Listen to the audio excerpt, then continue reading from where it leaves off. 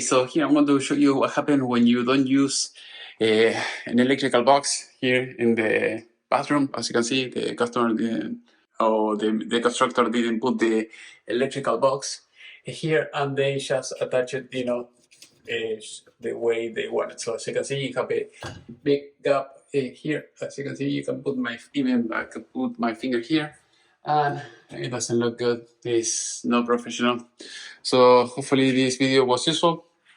If you have any question, let me know in the section below. Also, you can go to my playlist. You will see more videos about fixing houses.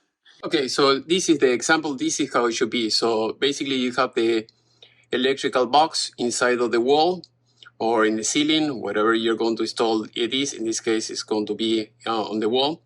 So once you have the electrical box, you're going to install the bracket. So with this bracket, you can install the whatever light fixtures that you want. So basically, that is how it works. If you don't have this, you don't have the cavity or anything like that, you don't have a place, to put all the wiring inside. Also, things are not going to be, secure as it should be. Again, this by code, you have to have a box, an electrical box. You cannot have, exposed wiring or anything like that. The thing is, in most bathrooms, maybe they use another type of light fixture. They can enclose the connections inside, but if you have to replace it, and you have to put something else, most likely you're not going to find the same type of light fixture that you have.